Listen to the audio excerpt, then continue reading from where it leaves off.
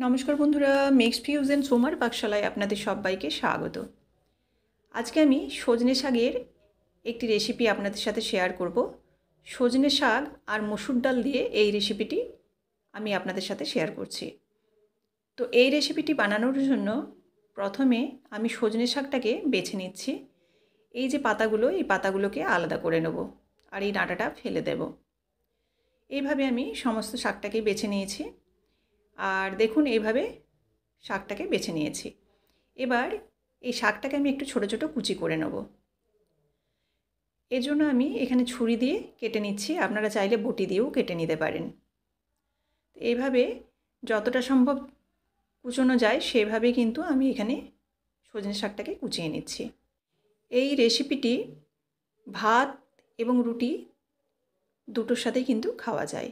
আর সজনে শাকের গুণাগুণ সম্বন্ধে আমরা সবাই জানি, প্রচুর পরিমাণে এর গুণ। সজনে পাতা, সজনে ডাঁটা এবং সজনে ফুল সমস্ত দিয়ে যে রেসিপিগুলো আমরা বানাই তার গুণাগুণ কিন্তু অসম্ভব।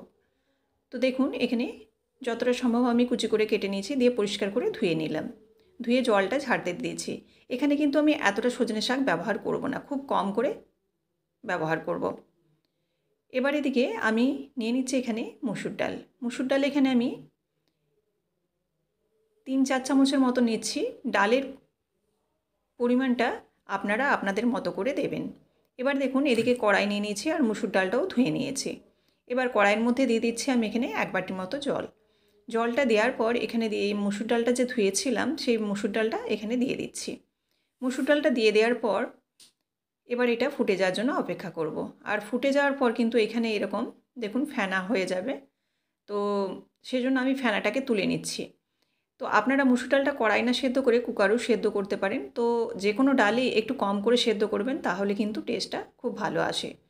কুকারে কি হয়, অনেক সময় আমরা বুঝতে পারি না, একটু বেশি সেদ্ধ হয়ে যায়। আর আমি এখানে সেজন্য কড়াই ব্যবহার করলাম। কড়াইয়ে ডাল রান্না করলে টেস্টটাও কিন্তু বেশ ভালো হয়। এবার লবণ আর হলুদ দিয়ে দিয়েছি, দিয়ে আরও বেশ কিছুক্ষণ ফুটিয়ে নেব, তাহলে কিন্তু ডালটা সেদ্ধ হয়ে যাবে। দেখুন, ডালটা প্রায় সেদ্ধ হয়ে এসছে আর আমি হাতা দিয়ে একটু ঘেঁটে দিচ্ছি এখানে। হাতা দিয়ে একটু ঘেঁটে দিলে ডালটার মধ্যে একটা গ্রেভি ভাব চলে আসবে। আর আমি একটু এখানে শুকনো শুকনো রেখেছি, আপনারা চাইলে পাতলা করতে পারেন। তো আমি এখানে একটু শুকনো করেই রাখলাম। এই রেসিপিটা আমি খুব একটা পাতলা করব না, একটু মাখো মাখো করব। এবার এই ডালটাকে একটা পাত্রের মধ্যে আমি রেখে দিচ্ছি।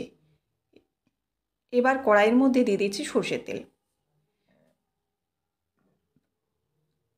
সরষের তেলটা দেওয়ার পর এবার দিয়ে দিচ্ছি এখানে রসুন কুচি। রসুন এখানে থেতো করেও দিতে পারেন, কুচিও দিতে পারেন, কিংবা বাটা রসুনও ব্যবহার করা যায়। তবে কুচি বা থেতো করে দিলে রসুনটা ফ্লেভারটা ভালো আসে। এবার দিয়ে দিচ্ছি রসুনটা একটু নাড়াচাড়া করে কুচনো পেঁয়াজ আর কাঁচা লঙ্কা।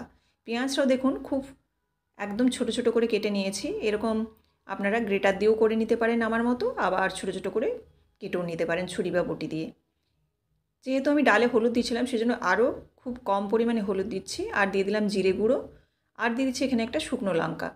শুকনো লঙ্কাটা আমি তেলে ফোড়নে দিইনি, আমি এইখানেই দিয়ে দিলাম। এবার নাড়াচাড়া করে পেঁয়াজটাকে হালকা ভেজে নেব। পেঁয়াজটা যখন অর্ধেক ভাজা হয়ে যাবে তখন এর মধ্যে ধুয়ে রাখা সজনে শাকটা আমি 1 মুঠোর মতো, অর্থাৎ 1 কাপের মতো ব্যবহার করছি। এবার এই সজনে শাকটাকে পেঁয়াজ এবং রসুনের সাথে খুব ভালোভাবে ভেজে নেব। খুব ভালোভাবে ভেজে একেবারে নরম করে নেব। আর এটা যেহেতু নরম শাক, সেজন্য কিন্তু আমি এখানে ঢাকা চাপা দিচ্ছি না। শাক যদি একটু শক্ত হয় বা খুব একটা কচি না হয় তাহলে কিন্তু একটু ঢাকা দিয়ে দেবেন। এবার দেখুন, শাকটাকে ভালোভাবে সেদ্ধ করে নিয়েছি এবং ভাজাও হয়ে গেছে। এবার সেদ্ধ করে রাখা ডালটা এখানে দিয়ে দিলাম। এখানে আপনাদের একটা কথা বলে রাখি, এই তরকারিটা আমি শুকনো শুকনো করছি, একটু ভর্তা টাইপের। আপনারা চাইলে এখানে জল দিয়ে ডালের মতো করে নিতে পারেন। এবার দেখুন, পরিমাণ মতো দিয়ে দিচ্ছি লবণ আর চিনি। লবণ আমি সেদ্ধর সময় খুব কম দিয়েছিলাম, সেজন্য আর একটু পরিমাণে আমি লবণ দিলাম। আর দিলাম অবশ্যই একটু চিনি দিতে হবে, কারণ এই সজনে পাতার মধ্যে একটা হালকা তেতো ভাব থাকে। তো চিনিটা দিলে সে তেতো ভাবটা কেটে যায়। এবার দেখুন, নাড়াচাড়া করে নিচ্ছি। নাড়াচাড়া করে এইভাবে আরও 2 মিনিট নেড়ে চেড়ে নেব, দিয়ে এরকম আমি শুকনো অবস্থায় নামাবো। তো এটা যারা পাতলা হিসাবে খেতে চান, ডাল হিসাবে, তারা কিন্তু জলের পরিমাণটা একটু বাড়িয়ে দেবেন। আমি এখানে কিন্তু কোনো রকম জল ব্যবহার করিনি। এবার দেখুন এইভাবে আমি একটা প্লেটের মধ্যে ভর্তার মতো নামিয়ে নিচ্ছি। এই রেসিপিটি গরম ভাতের সাথে কিন্তু বেশ ভালো লাগে। আর সজনে পাতা এরকমভাবে খেলে মসুর ডালের যেমন গুণাগুণ আছে, সেরকম কিন্তু সজনে পাতারও গুণাগুণ আছে। তো অবশ্যই আপনারা এই রেসিপিটি একবার হলেও ট্রাই করবেন।